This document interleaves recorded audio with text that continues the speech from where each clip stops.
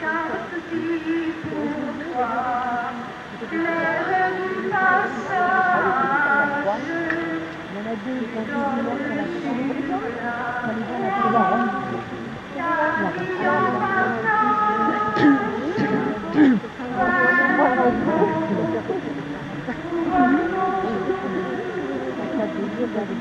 gloire à toi, Jésus-Christ, Père de Dieu, viens ouvrir nos tombeaux, fais-nous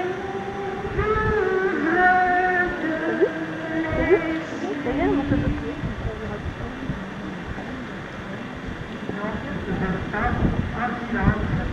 Alors que nous allons méditer la deuxième station du lever de Dieu. Faisant cela, nous sommes souvent pénétrer notre cœur.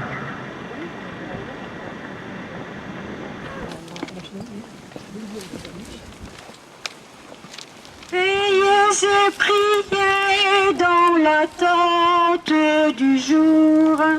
Veillez et priez au secret de l'amour. Veillez et priez dans l'attente du jour. Veillez et priez au secours de l'amour. Partez dans le silence, aux sources des eaux claires, et cherchez ma présence au feu de la lumière. Veillez et priez dans l'attente du jour. Veillez et priez au secret de l'amour. Veillez et priez dans l'attente du jour.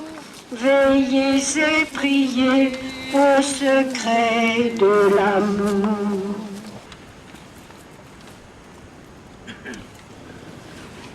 Mon âme est triste à mourir. Demeurez ici et veillez. Père, toutes choses te sont possibles. Éloigne de moi cette coupe. Toutefois, non pas ce que je veux, mais ce que tu veux. Puis il revint et trouva ses disciples endormis. Alors lui apparut, venant du ciel, un ange qui le réconfortait. Puissions-nous, Seigneur, trouver réconfort dans nos prières, que notre parole aide les autres à se confier à toi. Fais le prophète, Messie. Dis-nous qui t'a frappé. Lève-toi. Marche.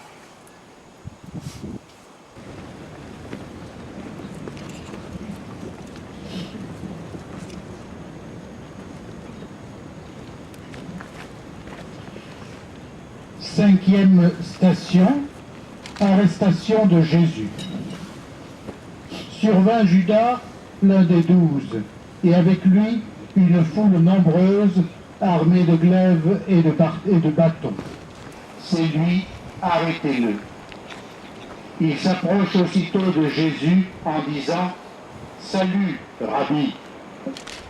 et lui donna un long baiser. Ils mirent la main sur Jésus et l'arrêtèrent. Les disciples l'abandonnèrent tous et s'enfuirent. Notre vie est loin de te ressembler, Seigneur.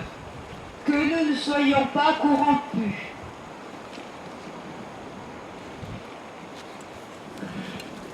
Filles de Sion, cessez cette pitié. On exécute les vauriens condamnés. Allons, roi des Juifs, lève-toi et marche.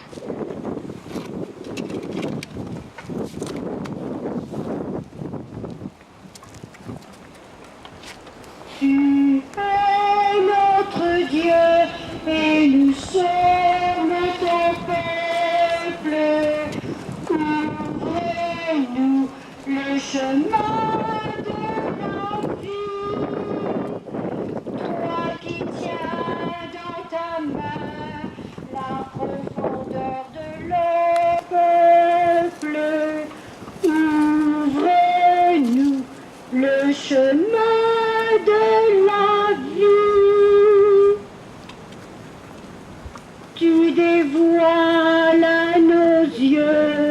l'océan de ta grâce. Et qui est sa vie en ce monde, la gardera pour la vie éternelle. Simone de Cyrène, soutiens mieux cette croix. Elle abat trop souvent le patient sous son poids. Allons, roi des Juifs, lève-toi et marche.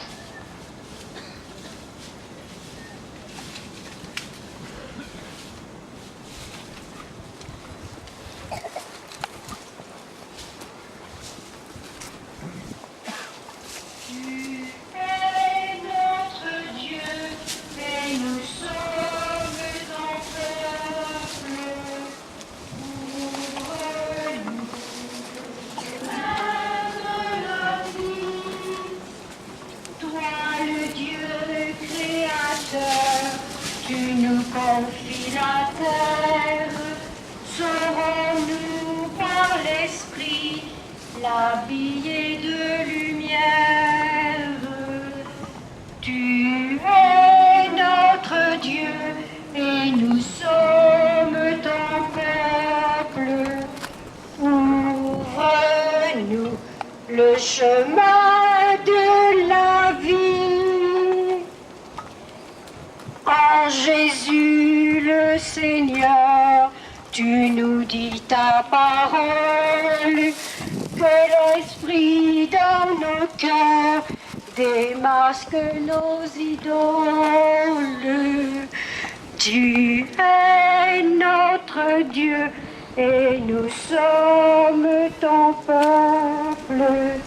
Ouvre-nous le chemin de la vie.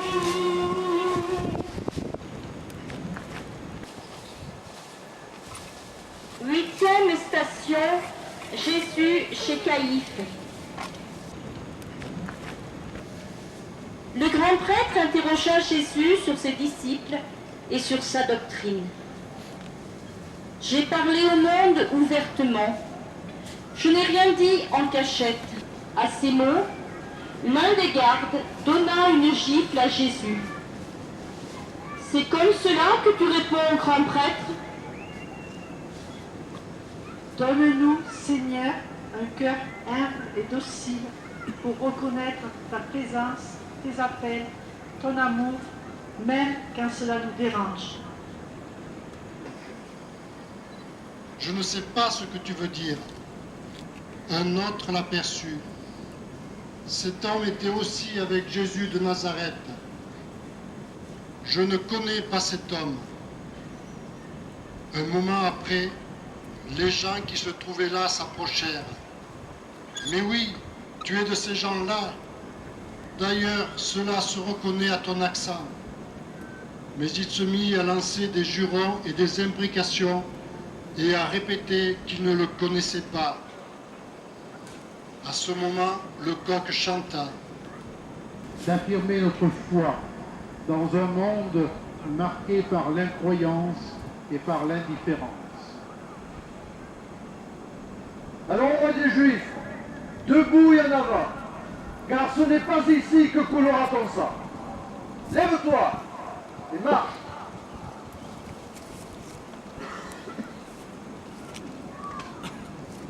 Oui, je me lèverai et j'irai vers mon frère.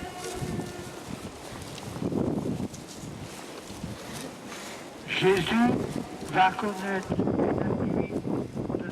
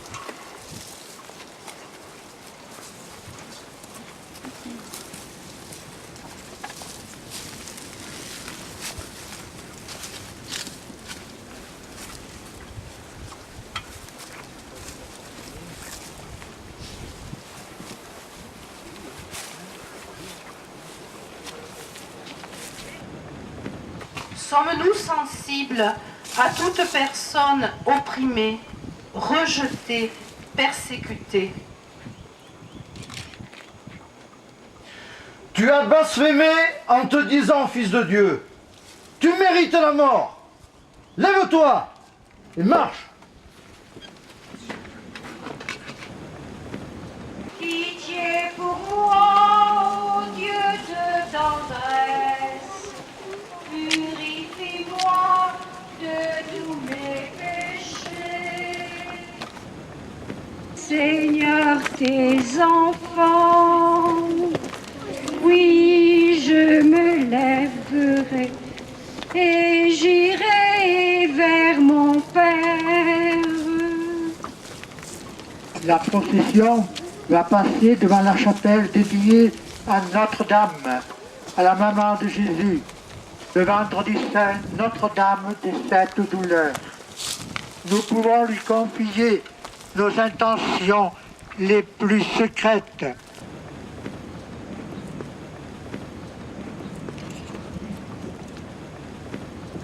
Multipliez contre lui les accusations.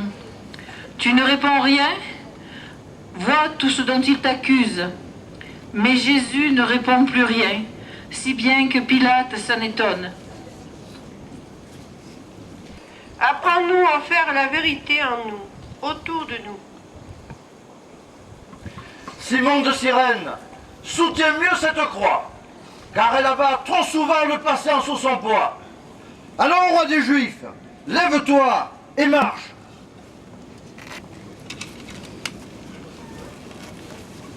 S'étant assuré qu'il était de la juridiction d'Hérode, Pilate à Jésus à Hérode. Il l'interrogeait avec force parole, mais Jésus ne lui répondit rien. Hérode, l'ayant traité avec mépris, le renvoya à Pilate. Ce même jour, Hérode et Pilate devinrent amis, d'ennemis qu'ils étaient auparavant. Garde-nous, Seigneur, de toute méchanceté. Aide-nous à reconnaître la dignité de tout homme, de toute race. Apprends-nous, Seigneur, à ne jamais mépriser qui que ce soit.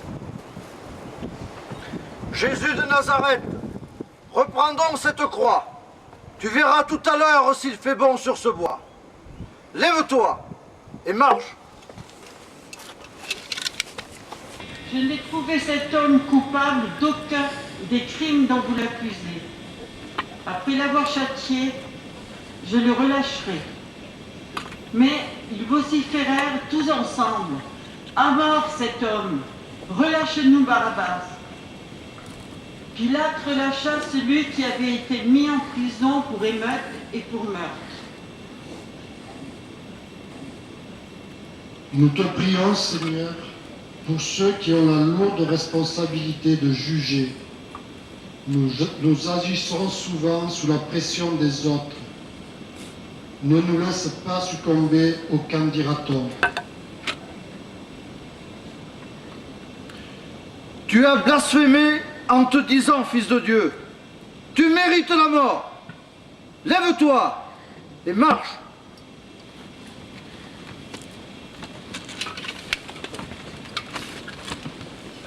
Pitié, Seigneur, car nous avons péché. À la place de Barnabas, mais qui va être aussi flagellé. Nous pensons à tous ceux qui sont martyrisés pour l'amour du Seigneur. Voulant contenter la foule, leur relâcha Barabbas, et il livra Jésus après l'avoir fait flageller. Le châtiment qui nous sauve a pesé sur lui. C'est grâce à ces meurtrissures que nous avons la guérison. Quand la vie est dure, quand les difficultés sont là, puissions-nous, Seigneur, garder l'amour. Car ce n'est pas ici que coulera ton sang. Lève-toi et marche. D'une couronne d'épines qu'ils ont tressée, et lui font des révérences. Salut, roi des Juifs. Seigneur, tu as été humilié, outragé, objet de plaisanterie. Donne-nous la force de dépasser les humiliations, les moqueries, par amour pour toi. Et marche! Du cœur et du corps.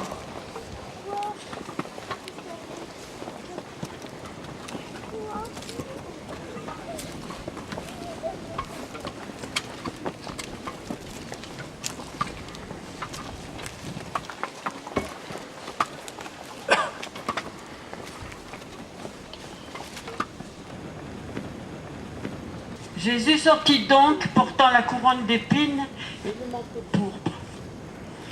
Voici l'homme, dit Pilate. Les chefs des prêtres et les gardes se mirent à crier. Crucifie-le, crucifie-le. Rends-nous attentifs, Seigneur, aux handicapés, aux vieillards, aux infirmes, aux incurables. Pardonne de ne pas reconnaître en eux ton visage. Allons, roi des Juifs, reprendons cette croix. Tu verras tout à l'heure s'il fait bon sur ce bois. Lève-toi, marche.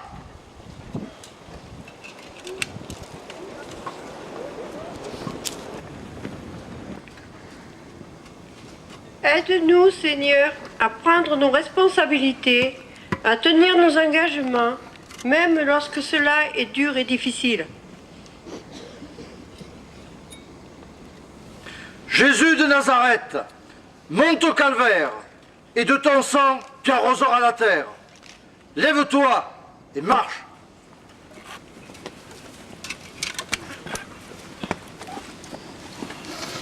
Il souffre sur nos croix et nous passons sans te voir.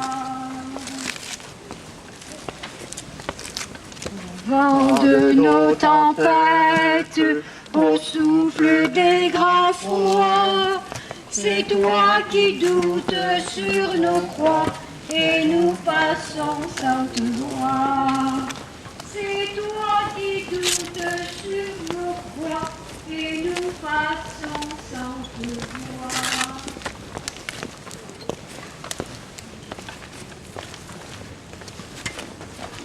Nuit de solitude, au soir de l'abandon, c'est toi qui meurs sur nos croix et nous passons sans te voir.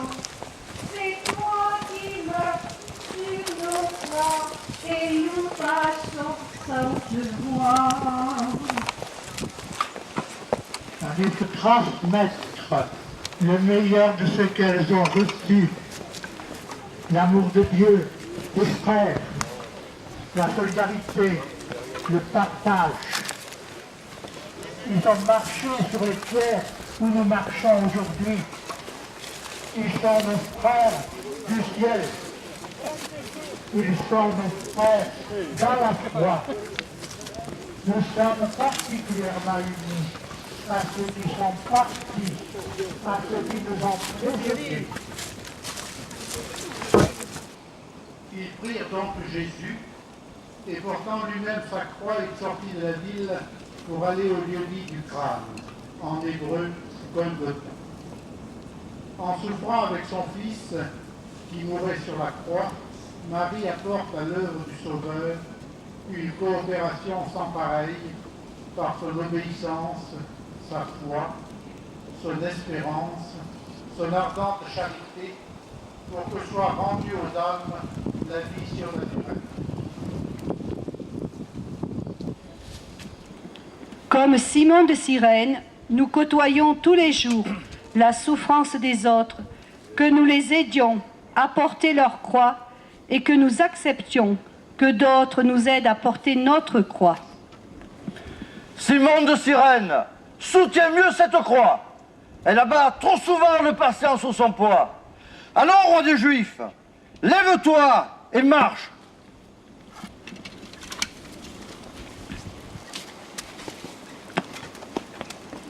C'est toi, Seigneur, qui nous as choisis.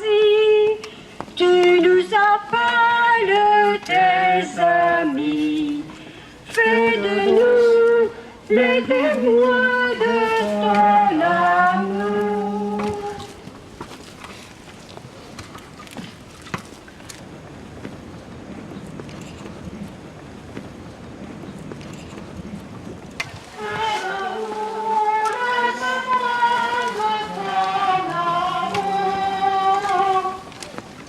Pour vider la coupe avec toi, donne-nous ta joie.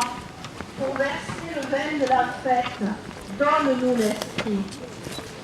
Oh Seigneur, tu nous as choisis, tu nous appelles tes amis. Véronique essuie le visage de Jésus.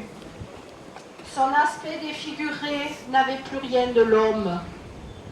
Le Seigneur lui-même, par le concile, presse à nouveau tous les chrétiens s'unir plus intimement à lui de jour en jour et de prendre à cœur ses intérêts comme leurs propres affaires.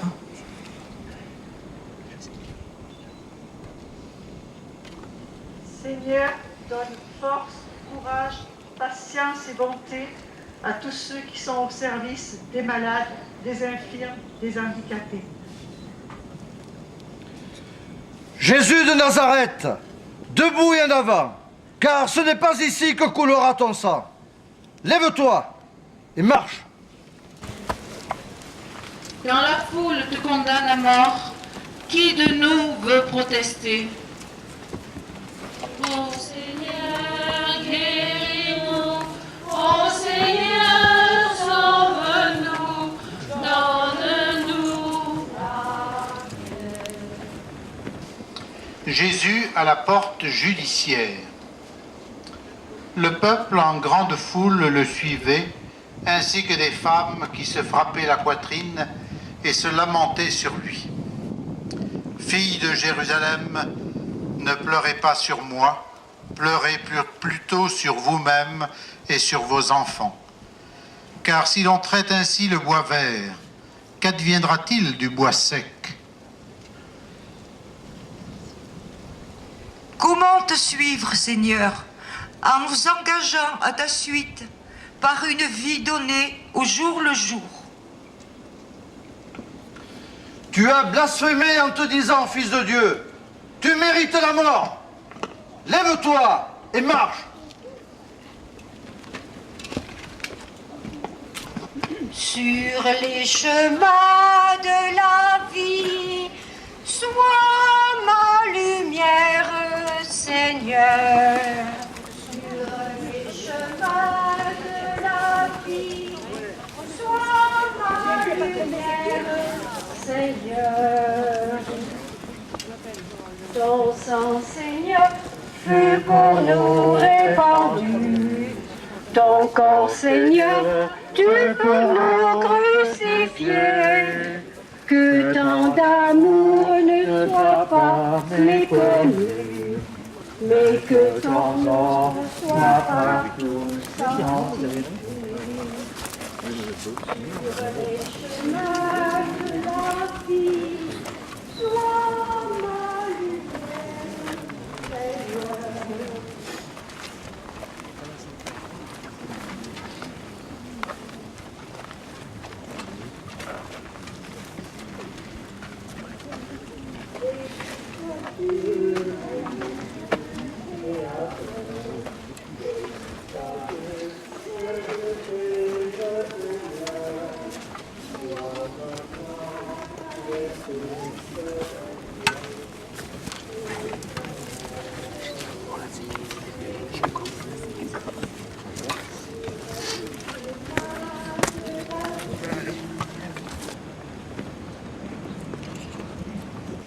Deuxième station.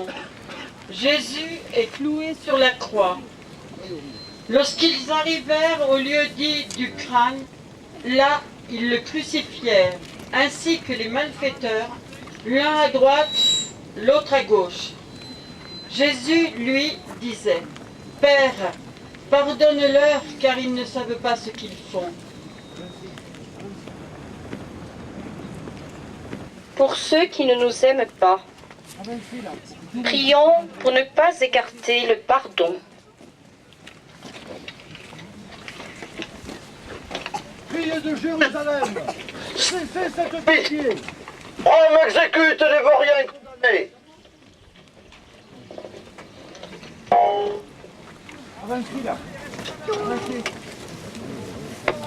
Adressé sur le monde, aux croix de Jésus-Christ, fleuve dont l'eau féconde, du cœur ouvert a jailli, par toi la vie surabonde, aux croix de Jésus-Christ. Ô croix sublime folie, ô croix de Jésus-Christ, Dieu donne pour toi la vie et nous rachète en prix. L'amour de Dieu est folie, ô croix de Jésus-Christ. Et près d'elle, le disciple qu'il préférait, Jésus dit à sa mère, « Femme, voilà ton fils. » Puis il dit au disciple, « Voilà ta mère. » Dès ce moment, le disciple l'a pris chez lui.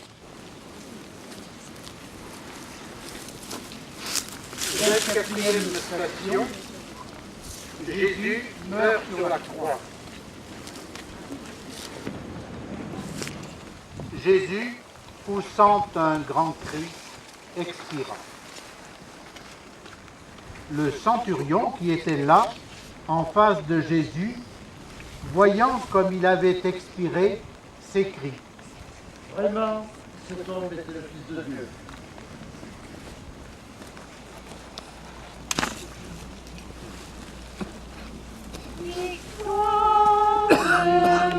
Tu règneras, ô roi du nous sauve, qui cherche la vérité. Ô roi, tu nous sauveras.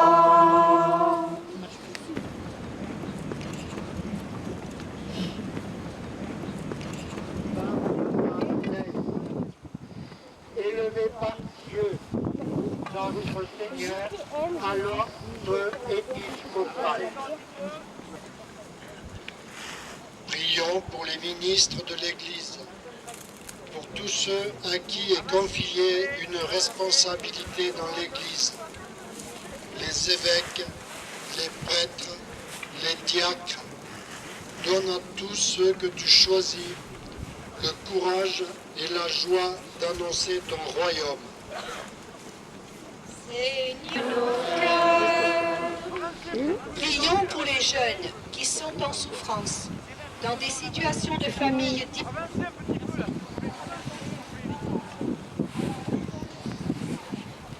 Donne-leur, Seigneur, le courage d'affronter ces étapes difficiles.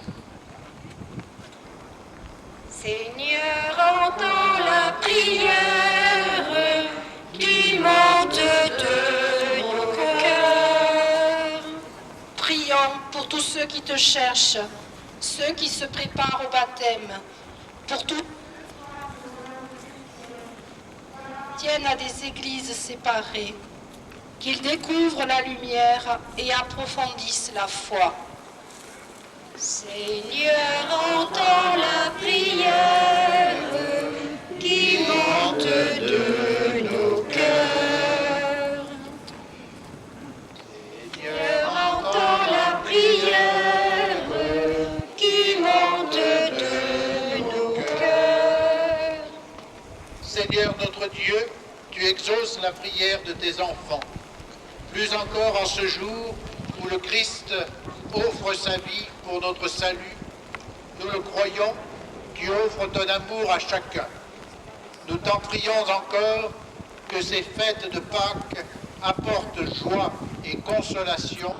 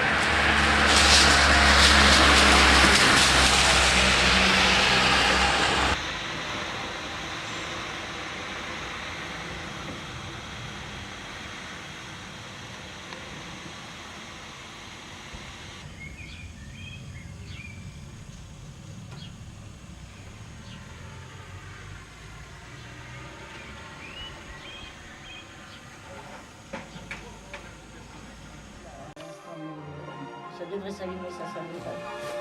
Donc quand le jingle est fini, Maïté passe à la technique.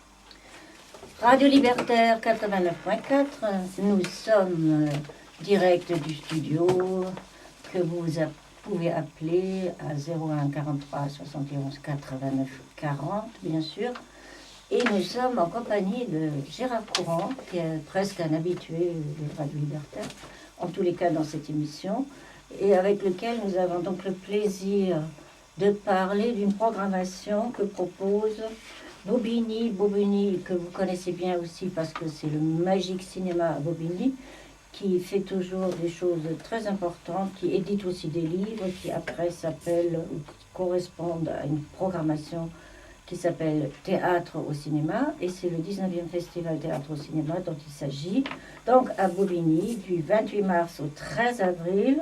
Donc il faut vous dépêcher de rattraper encore les perles qu'il y a là-bas. Et les perles ont été rassemblées autour de grands auteurs, à savoir Derek Jarman et Jean Cocteau. Alors les deux sont morts, mais chacun s'est quand même élaboré son Cocteau, son Jarman, dans le fort de son cœur. Alors Gérard, ma première question à toi, ce serait, dis-nous, tant Cocteau, tant Derek Jarman. Ça correspond à quoi? Déjà, bonjour.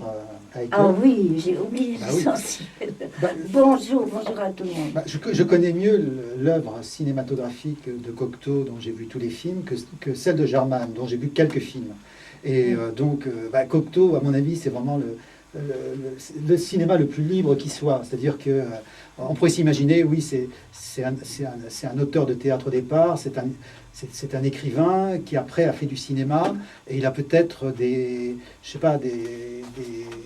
carcans autour de lui. Non, il a tout fait exploser. Quand il a commencé à faire des films, tout de suite, il a fait un cinéma extrêmement libre. Et dans la mouvance surréaliste dans les années 30. Extrêmement différent du cinéma qu'on faisait à l'époque. Absolument. Et c'est un cinéma qui ne ressemble absolument à rien de ce qui se faisait à l'époque. Et même aujourd'hui, il y a des cinéastes qui ont essayé de le copier. Malgré ça, il reste complètement unique. Et quand on revoit les films comme La Belle et la Bête, des films qui ont presque 60 ans, on est émerveillé par cette grâce qu'il y a dans ce cinéma-là. Bon, bien sûr, c'est un poète avant tout. Mais toi, ça m'étonne un peu. Tu as été complètement marqué par La Belle et la Bête. Moi, j'ai été marqué par les Orphées. Absolument, par les Orphées. Parce que ça, pour moi, c'était quelque chose que j'avais jamais encore vu.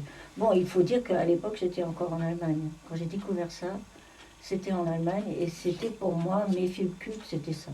Oui, l'avantage de Jean Cocteau, il a fait peu de films. Donc, quand je parle de La Belle et la Bête, mais je privilégie pas vraiment La Belle et la Bête. Hein. Pour moi, c'est un ensemble. C'est vraiment une œuvre. Je t'ai posé la question. Voilà, c'est vraiment une œuvre. Et tous les films sont passionnants. Enfin, par le petit nombre de films, eh bien, à chaque fois qu'il a fait un film, disons, il était vraiment prêt. C'est jamais des films qui ont été faits comme ça à la va-vite. C'est des films qui étaient pensés. Et même, il a fait un film que lui-même qualifie de film d'amateur. C'est La Villa sans Sospir, qui est une sorte de documentaire, enfin une sorte de, c'est pas vraiment un documentaire autobiographique où il nous montre le travail qu'il fait de décoration dans une maison où il peint, il fait des œuvres sur tous les murs de cette maison. C'est un petit film de 40 minutes, tourné en 16 mm, Kodachrome, et qui est c'est étincelant, c'est étonnant. Il y a une poésie qui déborde dans chaque image. Et lui, il dit, oui, c'est un petit film, moi j'y suis pour rien, c'est grâce aux couleurs du Kodachrome. Et, on dit qu'il était mégalo, tout ça, pas du tout. Il y a une modestie aussi chez Cocteau et qui me touche beaucoup. Quoi. Oui, il y a eu sur Cocteau une superbe exposition à Venise que j'ai pu voir. Et ça frappait que, en fin de compte, les gens avaient peu de choses à dire sur lui, mais ils étaient tous unanimes dans une espèce d'admiration profonde. Et personne, en fait, parler de sa vie privée, ce qu'on a parfois beaucoup sorti après, tout le monde était d'accord pour dire que c'était une œuvre unique. Alors, en revanche, Derek Jarman, alors est-ce que là, il n'y a pas quand même déjà une grande différence dans le personnage et qui il touchait et par qui il était porté au nu? Le problème, autant Jean Cocteau, c'est vraiment le cinéma même, un cinéma de poésie. Le cinéma de Jarman, je me pose la question, est-ce que Jarman est vraiment un cinéaste? Parce qu'au départ, c'est un décorateur. Et c'est un décorateur qui est devenu réalisateur. Et peut-être, c'est là où il y a quelque chose qui peut-être passe peut-être pas bien. C'est-à-dire que quand je vois un film de Jarman, bien sûr, on voit que c'est quelqu'un qui a du talent, qui a un savoir-faire, mais c'est vrai il n'a pas le génie qu'a Jean Cocteau, évidemment. Et Jean Cocteau, c'est un poète. Jarman, c'est plus je dirais, un plasticien, quelque part. Oui, c'est le mot aussi qui me venait à l'esprit, puisque ces mises en scène, c'est vraiment un théâtre un peu baroque, drapé, avec des draperies, et en même temps, c'est l'aspect fou d'une certaine... Bon, maintenant, ils appellent ça, hélas, ils appellent ça queer, mais pour moi, c'est pas du cinéma queer, c'est un cinéma très artistique, voulu esthétique, voulu un peu artificiel. Voilà, alors que le cinéma de Cocteau est tout sauf artificiel, même si, en apparence, il pourrait le paraître parfois, au contraire, c'est toujours un cinéma profond. Alors que c'est vrai, le cinéma de Jarman, c'est plus clinquant, c'est plus tape à l'œil. C'est une mouvance comme ça aussi. En Angleterre, il y a un certain nombre de cinéastes qui ont travaillé comme ça. Ça vient aussi de la musique rock, ça vient de la pop, tout ça. Donc, dont Jarman il a vécu là-dedans. Il est un enfant de cette époque-là, de la pop musique. Même s'il a fait aussi des films sur les punks. Il a baigné dans ce creuset-là. Oui. Excusez-moi. Et puis il y a aussi ce qui me frappe là en regardant encore une fois de plus près le programme. Chez Cocteau, il y a aussi un travail sur les textes de son époque. Il y a quand même une mise en cinéma, je dirais ça, c'est pas une adaptation, c'est vraiment un film de Cocteau, c'est Les Parents Terribles. Je trouve ça absolument bouleversant. Ça m'a toujours bouleversé. C'est formidable ce film-là. Et ça veut dire qu'il peut très bien servir aussi, un texte servir autre chose. Enfin, un peu comme il le fait d'ailleurs aussi dans La Belle et la Bête. C'est bien un texte aussi quelque part. Oui, sert. Bien sûr. Non, mais c'est certain que Jean Cocteau est beaucoup plus littéraire que Jarman. Jarman, c'est vraiment il vient plus des arts plastiques, c'est évident. Oui. Et n'importe comment, en plus, dans le cinéma français, il y a toute une tradition littéraire. Des gens comme Bresson, comme Godard, comme Truffaut, tout ça, ils ont quelque chose, une filiation très proche de la littérature. Et donc Cocteau est l'un des emblèmes de ce cinéma français. Et d'ailleurs, le cinéma de Jean Cocteau est très apprécié à l'étranger, aux États-Unis, parce que c'est quelque chose qui en même temps dit plein de choses sur la culture française du XXe siècle et même d'avant. En même temps, il est complètement dans son époque, Cocteau. Oui, en même temps, il y a une synthèse de tout ce qui est merveilleux, enfin, du côté du merveilleux, du côté du magique, même presque du côté du fantastique parfois. Oui, et puis moi je dirais Cocteau, c'est un artiste total. Et pour toi, c'est donc quelqu'un qui vient plutôt du surréalisme, c'est pas... Non, pas du tout. Non, il a été proche du surréalisme à un moment donné. Il a utilisé presque le surréalisme quand il a fait son premier film. Non, il est son propre monde. Cocteau, il est unique. À des moments, il a été proche d'autres artistes, mais c'est vraiment un artiste unique qui a fait c'est un artiste total. Et quand il fait du cinéma, c'est pas de sa littérature, c'est pas son théâtre, c'est vraiment du cinéma. C'est-à-dire que Jarman, on pourrait dire peut-être que c'est trop. Quand on voit des films de Jarman, on se dit c'est peut-être trop proche de son côté décorateur ou art plastique. Cocteau, vraiment, c'est du cinéma. Voilà, point. Bien, alors autour de Jarman et autour de Cocteau, évidemment, ils sont piochés dans l'œuvre très riche de Gérard Courant, et c'est pourquoi aussi on l'a invité. C'est-à-dire que les cinématons sont largement montrés et, en association avec ces deux artistes. Alors, vas-y Gérard, explique-nous quand et quel jour on peut aller voir ça. Ah oui, alors le cinématon de Derek Jarman que j'avais filmé à Berlin en 1981 pendant le festival de cinéma. Donc le cinématon est projeté 3 fois. Il reste plus qu'une projection parce qu'il est déjà... Il est passé encore hier soir, il passe encore vendredi donc à 15h. Vendredi 4 avril à 15h. Voilà, donc ce sera la dernière projection de son cinématon. Et son cinématon est très étonnant parce que il a voulu se mettre à une fenêtre. Donc il a la moitié du visage complètement sombre parce que c'est l'intérieur d'un immeuble. Et l'extérieur, il a une lumière qui vient le manger. Donc il a vraiment, on a un côté... Il y a deux faces, enfin il y a deux côtés il y a le côté Dr Jekyll et Mr Hyde chez Jarman. Et c'est lui qui a voulu être filmé comme ça. Et on dirait qu'il se dédouble à un moment donné. On dirait qu'il est deux personnages. C'est assez étonnant. Quoi. Et pour moi, ça serait plutôt peut-être un pressentiment de cette horrible fin pour un plasticien, pour un artiste qu'il a eu, Derek Jarman, parce que vu qu'il souffrait du sida, il est mort aveugle. Et il a fait un dernier très très beau film qui est totalement bleu, où l'écran est bleu tout le temps, et où il commente l'histoire qui lui arrive et ce qu'il vit, et ce qu'il perçoit encore par moments, enfin une sorte de luminosité. Et donc, ton cinématon pourrait tout à fait aussi préfigurer cet aspect de son histoire. Enfin, ça m'est venu comme ça. Écoute... Donc, alors, il n'y a pas de cinématon sur Cocteau? Ah, malheureusement pas. J'étais en culotte courte quand il est mort. Et j'aurais... ça lui aurait plu quand même. Oui, je pense. Tu viens de le voir en culotte courte. Et c'est très dommage.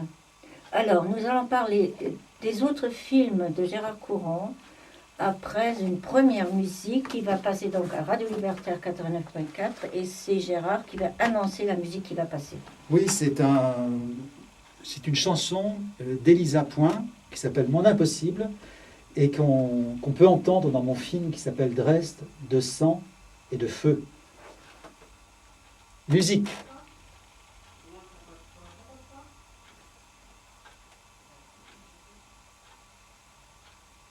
Donc là, c'est quand même bien que Boris soit là, parce qu'elle démarre et parfois elle est encore un peu... c'est normal. Ah oui, tes musiques et tes textes, j'étais sur le cul. Les personnes doivent le montrer. Tu vas d'abord concourir dans le festival sur les films faits avec un portable. Avec le portable, c'est pas celui-là normalement qui doit passer. C'est le film qui s'appelle Les Aventures de Victor Lé 2, numéro 2. C'est celui-là qu'ils m'ont commandé.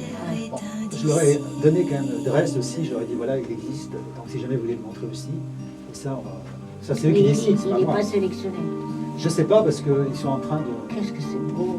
J'espère Ils sont cons. On va voir. Hein. Ils sont cons. Parce que ton Lady Charlie, bon, je trouve pas que ce soit... Non, mais pas bien. Les Aventures des Victor Lé 2 est tourné avec portable aussi. Ah bon? Oui. Ah bon? Là, je suis en train de finir le montage. Ah oui, d'accord. Tu vois. Donc, je leur ai donné la copie de travail de Éditeur les deux et puis Dresde. Donc là, ils vont dire s'ils prennent les deux. Normalement, ils doivent prendre que Éditeur les deux. Mais on va voir. De toute façon, finalement, si peu de temps pour ces émissions si importantes. Mais c'est dingue cette programmation. Moi, j'aimerais recommander comme Orlando de Sally Potter, je trouve ça. Et il y a un lien puisque c'est l'actrice culte de M. Germain.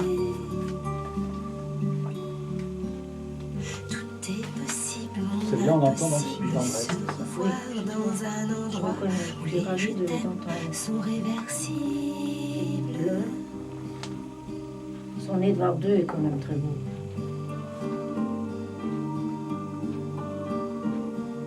The Last of England aussi, pas mal. Son Wittgenstein, moi. Tu l'avais vu, Wittgenstein? Non. Quelque chose Son Caravage. cache une froideur qui donne la fièvre. Ça, c'était même un certain succès au box-office. Et puis les autres films là qui mettent dans des sections absurdes, queer, il y a des choses merveilleuses. Il y a Big Splash, il y a My Way Home. Ah ouais. Je connais cette Non, non, j'ai jamais vu ça. mais Jacques alors, Hazan, ça je connais, mais j'ai pas ça, vu il ce faut film. absolument aller voir. Ah d'accord. C'est superbe. Avant que les dernières images ne disparaissent de l'écran, parce que franchement, c'est tellement vieux et il a fait que ça. Ce Bill Douglas, il est mort. C'est inoubliable, c'est une enfance en Écosse dans un... Attention, ça va être à lire. Oui, merci. Oui, avant, il faisait un peu de... Il flashait le rouge. Qu'est-ce qui arrive? Pourquoi on ne voit pas? Dernière seconde. Si, Maïté me le fait. Radio Libertaire 89.4, nous sommes donc dans la deuxième partie du manège, dans la partie cinéma du manège, jusqu'à 4 heures, pardon. Je prends mes désirs pour les réalités. Et puis, nous sommes avec Gérard Courant. Et après avoir parlé donc en long et en large de la programmation magnifique de Bobigny, qui s'appelle Derek Sharman et Jean Cocteau, et qui se déroule encore jusqu'au 13 avril, où vous pouvez voir, surtout ce que je vous recommande particulièrement, c'est Orlando de Sally Potter, qui est programmé le 7 avril à 21h et le dimanche 13 à 19h. Je le redirai donc aussi mercredi prochain, puisqu'il y a encore une projection. Pour les films importants de Derek Jarman, il y a Last of England de jeudi 10 avril, Edward II le 4 avril à 21h, le dimanche 13 avril à 15h. Donc Orlando, pourquoi Orlando? Parce que c'est d'abord une œuvre majeure de Virginia Woolf et c'est un film majeur de Sally Potter qui malheureusement n'a pas du tout obtenu le Lion d'or à Venise alors qu'elle le méritait, parce qu'il y avait d'autres bons films cette année-là où elle l'a présenté. Et c'est donc un film avec Tilda Swinton, et il fallait quand même que je dise son nom. Elle a un film à l'affiche qui s'appelle Julia. C'est un film d'Eric Zonka qui n'avait rien fait depuis des années et qui là frappe très fort avec un film atypique, mais qui est très très très bien grâce surtout à Tilda Swinton. Et Tilda Swinton est vraiment la star chez Derek Sharman. Donc j'ai fait tous les liens possibles et nécessaires. Et maintenant on parle de Gérard Courant, cinéaste, parce qu'il ne fait pas que des cinématons, loin de là. Et là il a fait un film absolument magnifique sur Dresden. Alors pour toi, dans ton imaginaire, c'était quoi la ville de Dresden? Pour moi, c'était l'Hiroshima allemand, quoi. Le Hiroshima allemand. Bon, voilà, c'est tout. Je connaissais pas. J'étais jamais. D'ailleurs, j'étais jamais allé dans la partie est de l'Allemagne, à part un petit séjour très rapide de quelques heures à Berlin-Est. Bon, très rapide. Et donc, j'ai découvert une ville qui avait une âme. Ça devient de plus en plus rare aujourd'hui. C'est-à-dire que, bon, bien sûr, il y a la ville ancienne qui a été entièrement bombardée et qui a été entièrement reconstruite à l'identique, un peu comme à Saint-Pétersbourg, ça c'est une chose. Et il y a tout le reste, toutes les parties, les autres parties de la ville qui datent du début du 19e siècle, et puis aussi toute une partie qui a été construite après la guerre, qui est une partie qui a été construite par le régime communiste, donc avec des grandes avenues, tout ça. Et donc cet ensemble-là fait une sorte un cocktail très étonnant, et il y a une âme, alors, il y a aussi une chose qui m'a beaucoup surpris, j'ai trouvé les Allemands dans la partie Est plus sympathiques que dans la partie Ouest. C'est-à-dire que peut-être que l'argent pourrit les êtres humains, je ne sais pas. Je crois qu'il ne faut pas en tirer de telles conclusions, mais c'est un fait que les Allemands de l'Est, ou anciennement de l'Est, puisqu'ils n'avaient pas le contact permanent avec des gens qui passaient ou avec des étrangers ou qui ne pouvaient pas voyager, qui ne pouvaient pas sortir. Il leur est resté une grande curiosité par rapport à tout ce que faisaient tous ces gens en Europe, tout ce qu'ils faisaient pendant ces 50 ans d'enfermement, ou presque Voilà. 50 ans d'enfermement. En tout cas, moi, c'est ça une explication. Oui. Mais j'ai participé à un possible. festival de cinéma à Dresde et j'ai trouvé ça vraiment l'ambiance absolument remarquable. Il y avait une gentillesse chez tous les gens que j'ai rencontrés, ce qui se voit de moins en moins souvent, puisque je voyage quand même beaucoup. Donc ça, c'est une chose qui m'a beaucoup étonné. Voilà. Alors ce qu'il faut dire, c'est que c'est un film que j'ai tourné avec un téléphone portable Nokia que m'a prêté le Forum des Images. Donc qui organise un festival au mois de juin qui s'appelle Pocket Film, donc où pendant ce festival qui se passe au Centre Pompidou, on demande à des cinéastes de faire des films avec des portables. Donc on m'avait commandé un film qui s'appelle... Alors au départ, c'est un film qui s'appelle Les Aventures d'Editorley 2, qui est la suite d'un film que j'ai fait il y a 25 ans, qui s'appelait Les Aventures d'Editorley. Donc c'est un film que j'ai presque fini, que j'ai entièrement tourné avec un téléphone portable. Et par ailleurs, profitant de ce matériel que j'avais entre les mains, j'en ai profité pour beaucoup filmer depuis 3 mois. Et je fais notamment un journal filmé que j'appelle Mes carnets filmés. Et donc le film sur Dresde, c'est une partie de mes carnets filmés, de ce voyage à Dresde. C'est un film d'1 heure, c'est une sorte de carnet de bord impressionniste de mon voyage à Dresde. Et par ailleurs, j'ai fait un autre voyage dans la région nantaise des Sables d'Olonne au mois de janvier. J'ai fait un autre épisode de mes carnets filmés. Et donc j'ai fait plusieurs épisodes de mes carnets filmés avec ce téléphone. C'est absolument étonnant le résultat. Oui, alors là, il faut vraiment dire que même si l'auteur trouve ça étonnant, je ne peux que appuyer dans son sens. C'est absolument magnifique quand on note les différentes séquences qui constituent le film, ce que j'ai fait au début pour un peu me retrouver dans le film. C'est effectivement un carnet de bord. Tu aurais pu passer dans toutes ces rues à pied ou avec une voiture et filmer ce que tu vois. Alors, ce que je voudrais un peu savoir, c'est ta cuisine, parce que il y a vraiment des couleurs psychédéliques, c'est féerique. On a l'impression, c'est ce que disait mon ami Joseph Guérin, qui est chef opérateur, il se demandait si c'était pas une inversion des couleurs, où tu travaillais tout à partir comme une prise, comme le négatif, comme si c'était le négatif de ton positif, et ce qui est jaune devient bleu. Et il dit aussi, et ça c'est très joli, et il a complètement raison, il y a un sautillement qui rappelle les premiers films. Voilà, alors je vais répondre à toutes tes questions le plus vite possible. Oui. Alors, le film entièrement, oui, la plus grande partie du film, je l'ai transformé en négatif. C'est-à-dire que l'image qu'on voit, c'est de l'image négative. Donc, ça inverse les couleurs. Bon. Alors, le téléphone portable, lui, il a une vitesse de tournage. Enfin, quand on tourne en cinéma, c'est 24 images par seconde. Si on tourne en vidéo, c'est 25 images par seconde. Et avec le portable, c'est 15 images par seconde, un petit peu plus de 15.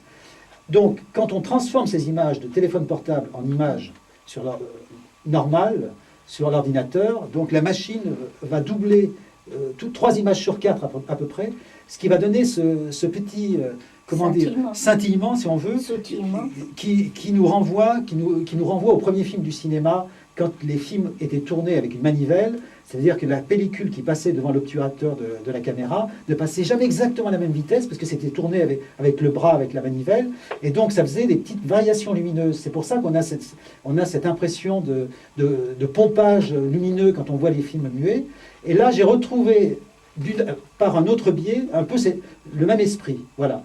Et bon, ça c'est une chose. Et il faut savoir que l'objectif de ce portable, il fait peut-être 1 demi-centimètre. C'est-à-dire que quand on tient la caméra, quand on tient ce portable et qu'on filme, quand on tient ce portable à la main, automatiquement on bouge un tout petit peu. Et le fait de bouger un tout petit peu avec un objectif qui est minuscule, automatiquement les lois de la perspective sont bouleversées. C'est-à-dire que c'est une sorte de tremblement, je ne sais pas comment on peut l'expliquer, mais les lois de la perspective du cinéma, de la vidéo, de la photo, de la peinture, qui sont héritées depuis la Renaissance. Et là, d'un seul coup, elles sont remises en question. Et c'est vrai que c'est très étonnant. Quand j'ai commencé à filmer et que j'ai vu le résultat, je me suis dit, il faut faire quelque chose avec ça, c'est évident. Et donc j'ai essayé de, par exemple, de faire des travelling, par exemple, à la main. C'est-à-dire je marchais en filmant. Et donc, tous ces petits sautillements de l'image, on dirait presque que c'est une sorte de respiration. C'est comme s'il y avait un cœur dans l'image qui battait, et donc on a ce cœur au plus profond de l'image. Donc c'est vrai que moi-même j'ai été complètement étonné. C'est formidable après des décennies de cinéma d'être étonné par des outils que je ne connaissais pas.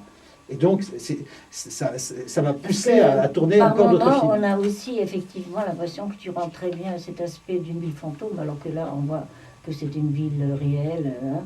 Mais elle est comme vide, parce qu'on met très longtemps à voir une personne. La seule personne qu'on voit au début, c'est toi, enfin c'est ton ombre en train de filmer. Ah oui. Et après, on voit pour la première fois une personne entrer dans un bâtiment. Et c'est très joli parce que c'est entre ces deux lions. D'ailleurs, ça représente quoi? Ah ça, je sais pas. C'est à l'hôtel.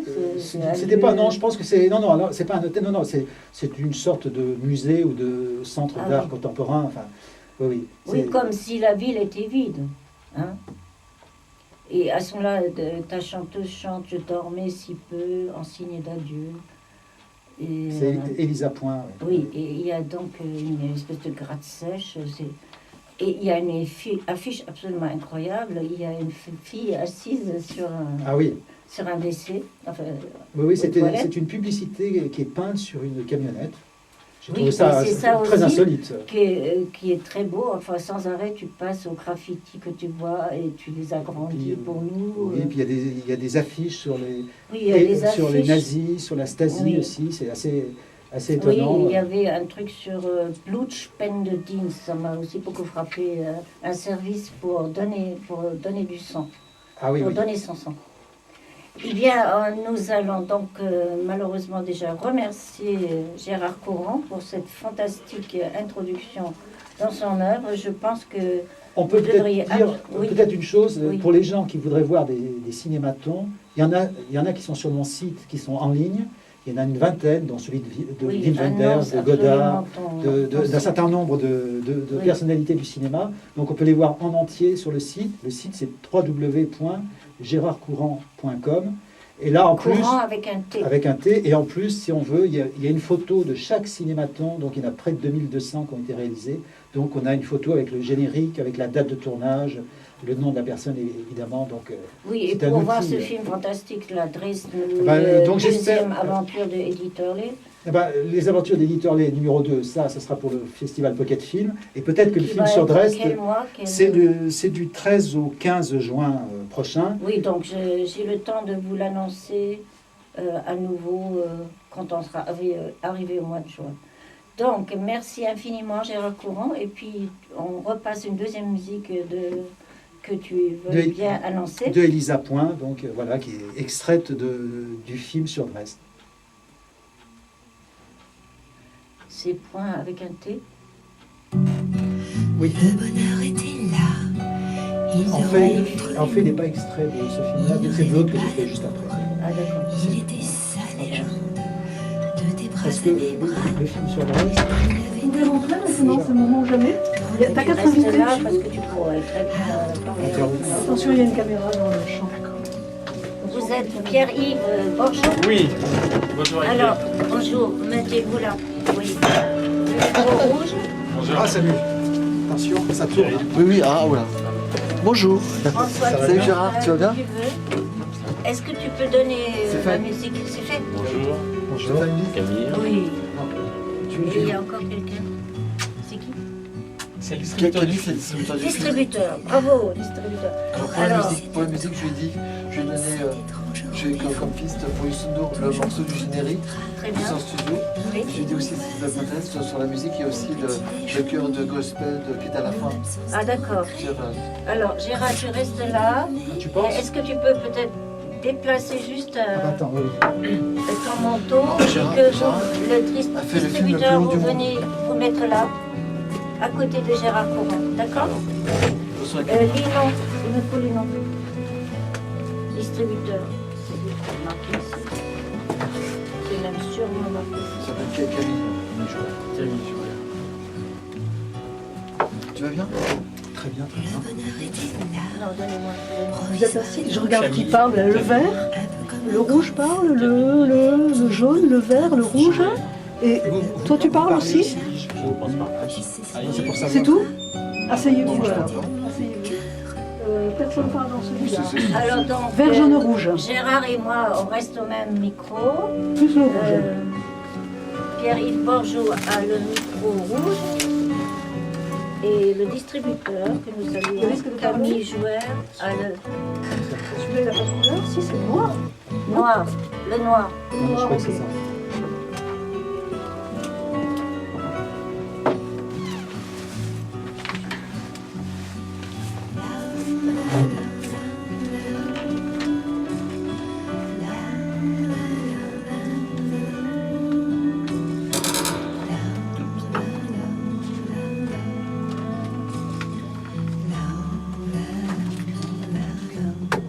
C'est dans 20 secondes.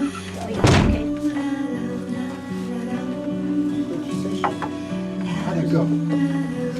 Ah d'accord, c'est bon. Oui.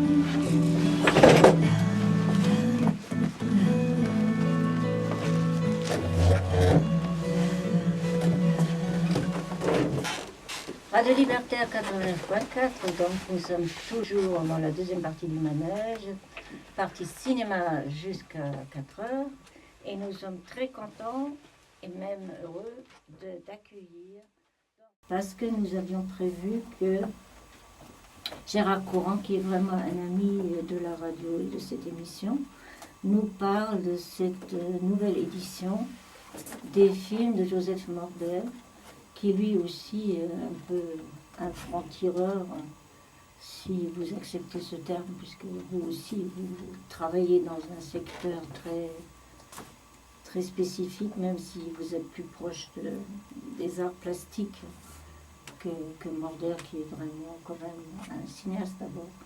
Il a un parcours absolument invraisemblable. Ses parents étaient juifs polonais et ils se sont retrouvés en camp de concentration pendant la guerre. Ils ont pu en sortir et ils sont partis habiter en Amérique latine. Et Joseph Morder, lui, il est né à Trinidad, qui est dans les Caraïbes, en 1949. Et très vite, ses parents se sont installés en Équateur, à Guayaquil, et donc il a vécu là-bas jusqu'à l'âge de 12 ans. Et à 12 ans, donc sa famille a décidé de s'installer à Paris. Lui, il ne connaissait rien de la France, il ne parlait pas français. Et voilà. Donc, c'est déjà pour situer le parcours.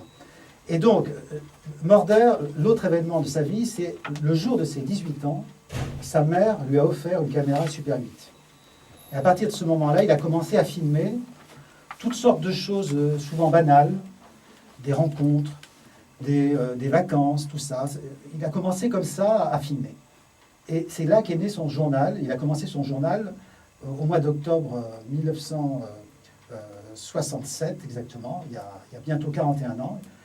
Et ce journal, il le continue aujourd'hui. Oui, alors je ça, peux juste intervenir pour dire toujours, comme nous sommes obligés, que nous sommes à Radio Libertaire 89.4 et que nous continuons donc le manège jusqu'à 4 heures.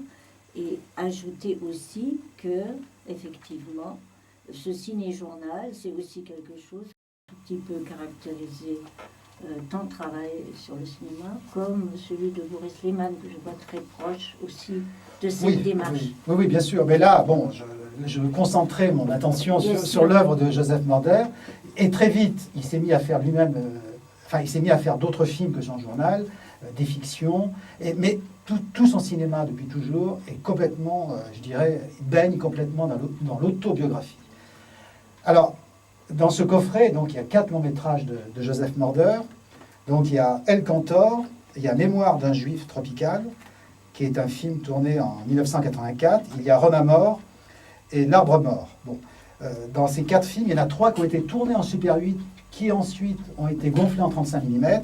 Bon, et la particularité de Morder, c'est que donc, quand on dit autobiographie, c'est complètement, il brise toutes les frontières. Parce que quand il fait un cinéma dit documentaire, c'est complètement de la fiction. Et quand il fait, c'est-à-dire que dans ces films documentaires, on se dit, voilà, c'est tout ce qu'il nous raconte est absolument la réalité. Et en fait, il dérive complètement dans la fiction. Et à l'inverse, dans les films de fiction, par exemple, quand on prend le film El Cantor, qui est sorti en salle il y a 2 ans, en fait, c'est un film sur son père. Il n'avait jamais fait de film sur son père, il avait toujours fait des films sur sa mère. Là, c'est un film sur son père. On s'imagine que c'est une histoire romancée, tout ça, et c'est dans les moindres détails. Tous les détails, tout ce qu'il montre dans son film sont des choses réelles de la vie de son père. Donc, ce cinéma, c'est-à-dire, on ne l'a... Enfin, je recite un autre exemple, le nouveau film de Morder qui est sorti en salle. Je peux juste dire quelque chose, parce que El Cantor, je l'ai donc revu là, très récemment. Et c'est quand même un univers où, que ce soit chaque détail vrai ou pas, la limite, ça n'a aucune importance. C'est la façon de laquelle le tout est filmé qui crée immédiatement un univers singulier. Et à la limite, ça n'a aucune importance que le détail soit vrai ou pas vrai. Il crée un monde complet, un film qui est cadré, mais on sent l'artiste à chaque plan. Absolument. Mais quand je disais ça, c'était pour le mettre, par exemple, le dernier film de Morder qui est sorti au mois de mai, j'ai plus le titre en tête, mais c'était Je cherche quelqu'un pour passer le printemps avec moi. Donc c'est un film filmé avec un téléphone portable, entre parenthèses, mais peu importe, le problème n'est pas là. En fait, donc ce film-là, donc on voit le film, et c'est du cinéma, c'est une sorte de cinéma, hyper cinéma direct, vraiment, c'est étonnant les détails, comment c'est filmé, tout ça, et il n'y a pas un seul spectateur à la sortie qui pourrait imaginer que c'est un film de fiction. Et c'est un film, c'est entièrement mis en scène, c'est-à-dire qu'à la fin, il y a la liste des acteurs, et tous les spectateurs sont éberlués. À chaque fois, il est là où on n'attend pas. C'est-à-dire, moi je compare ça, par exemple, à Vérité et mensonge, le film d'Orson Welles, qui théorise bien le vrai et le faux. Et Morder, il joue toujours là-dessus, et c'est ce qui est fascinant dans son cinéma. C'est-à-dire qu'on ne peut jamais s'installer comme ça, on est toujours en éveil, on est obligatoirement en éveil. Il nous interpelle continuellement, c'est-à-dire que il n'y a pas un moment où on pourrait se dire on va se laisser aller. Non, hop, il est là, il nous brinque-balle dans son univers personnel, qui est un univers absolument... par exemple, le film Mémoire d'un juif tropical, donc il est juif, son cinéma baigne dans cette culture-là. Les tropiques, toute son enfance, il a vécu dans les tropiques. Il n'y a pas un film de Morder où on ne parle pas de ça, où c'est pas présent quelque part. Alors, ce magnifique coffret où il y a toujours El Cantor, la roman Mémoire d'un juif tropical et Romain, c'est édité par La Vie est belle. Hein, La Vie est belle, ce qui est aussi un petit clin d'œil à un autre film connu. Et là, je voulais quand même aussi te demander, parce que très souvent, dans ton cinéma à toi, Morder aussi intervient. Il est comme un ami qui est intégré dans ta création depuis très très longtemps. Ah oui, Joseph a dû tourner dans 70 de mes films. 70. Oui, là, depuis 1978 à peu près, le premier film que j'ai fait avec lui. Et là, j'ai regardé comme ça, j'ai fait un compte rapide, voilà le nombre de films. Et j'ai même réussi à le faire jouer dans mon film Chambéry-les-Arcs, qui est un film de passion sur la bicyclette, sur le vélo. Lui qui ne sait pas faire de vélo, il est présent dans le film, et en plus il joue 2 rôles. Et donc c'est pour dire que c'est un personnage... Joseph Morder est aussi un grand acteur, je ne l'ai pas dit, mais il joue dans beaucoup de ses films, et comme acteur, c'est un acteur absolument remarquable, dans ses films, mais aussi dans les films des autres. Oui, parce qu'il manie tous les registres. En fait. Et j'ai vu des films de Morder où il joue plusieurs rôles lui-même. Bon, tragédien aussi. Oui.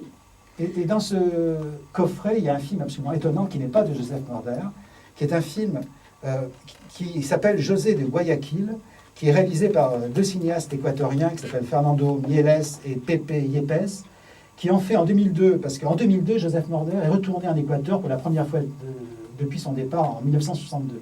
40 ans après, il retourne là-bas, Et donc il y a 2 cinéastes qui l'ont suivi pas à pas. Et c'est un film d'une force absolument... Mais j'ai rarement vu un document aussi fort, parce qu'il est retourné jusque dans la maison où il habitait. Il est retourné au cimetière où il y a toute sa famille.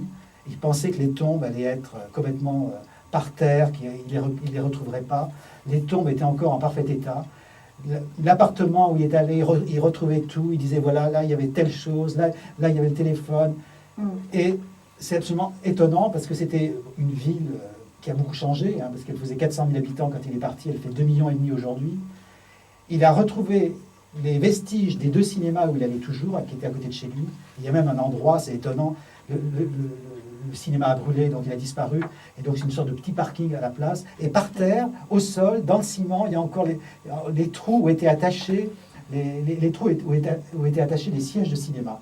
C'est complètement... Mais c'est étonnant comme film, et c'est-à-dire que lui, il a vécu à ce moment-là, dans ce film, une sorte de rêve, c'est-à-dire qu'un rêve, mais vraiment éveillé, ce qui n'arrive pratiquement jamais dans la vie de quelqu'un. Et lui, il l'a vécu pendant 10 jours. Et ce film-là restitue bien voilà, le restitue bien ça. Donc, alors, nous sommes complètement redevables à Gérard Courant de faire à ce point l'éloge de Joseph Morder et de ses films qui sont donc présents dans un coffret magnifique DVD. Alors, le manège tourne et nous arrivons déjà au terme de cette émission. On est arrivé donc au terme de l'émission. Je vous remercie de votre écoute. Je voulais simplement dire une petite chose à Ike. Oui. C'est que le dernier long métrage de Joseph Morder est toujours en salle, donc il faut consulter les bons programmes. C'est le film donc réalisé avec un téléphone portable qui s'appelle « J'aimerais partager le printemps avec quelqu'un ». Et puis il y a un autre DVD qui est sorti il y a quelques mois, un double DVD avec mon film Le Journal de Joseph M. et un épisode du journal filmé de Morder de 1982 qui s'appelle Les nuages américains. Bravo. Voilà qui est bien. Alors voilà qui est dit. Et merci Boris d'avoir tant de patience, d'avoir eu tant de patience. Et de passion. Et de passion. On lui a volé allègrement 4 minutes. Parce que... Ah ouais, on va se faire engueuler alors. On va se faire engueuler. Alors je vous présente...